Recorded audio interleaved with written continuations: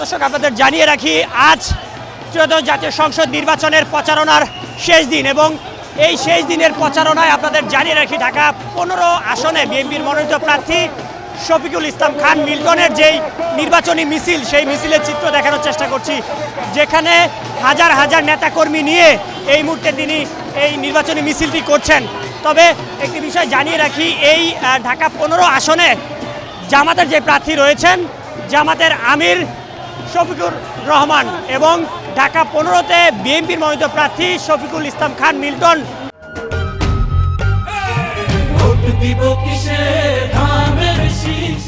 তিনিও এই আসনে লড়ছেন এবং এই ১৫ আসনে আজ প্রচারণার শেষ দিন ত্রয়োদশ জাতীয় সংসদ নির্বাচনের এবং এই শেষ মুহূর্তে বিএনপির মনোনীত যে প্রার্থী রয়েছেন মিল্টন তিনি ধানের শীষ প্রতীকে লড়ছেন এবং ধানের শীষ নিয়ে হাজার হাজার নেতাকর্মী সহ এই মুহূর্তে একটি নির্বাচনী মিছিল করছেন। সেই চিত্রটি আপনাদের দেখানোর চেষ্টা করছি।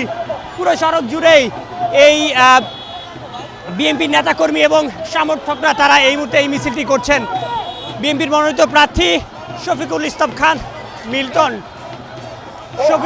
খান মিল্টন তিনি তার যেই নির্বাচনী মিছিল সেটি আজকেই শেষ করবেন। মূলত আপনাদের জানিয়ে রাখি আজ ত্রয়োদশ জাতীয় সংসদ নির্বাচনের প্রচারণার শেষ দিন এবং আগামী ১২ই ফেব্রুয়ারি ত্রয়োদশ জাতীয় সংসদ নির্বাচন অনুষ্ঠিত হবে।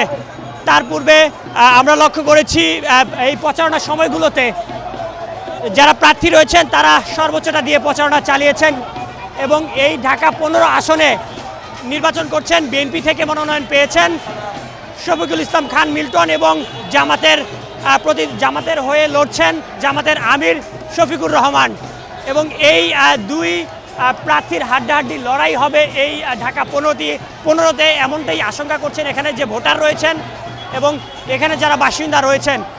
আপনাদের দেখানোর চেষ্টা করছি ঢাকা ১৫ আসনে বিএনপির মনোনীত যে প্রার্থী রয়েছে তিনি এই মুহূর্তে একটি মিছিল করছেন।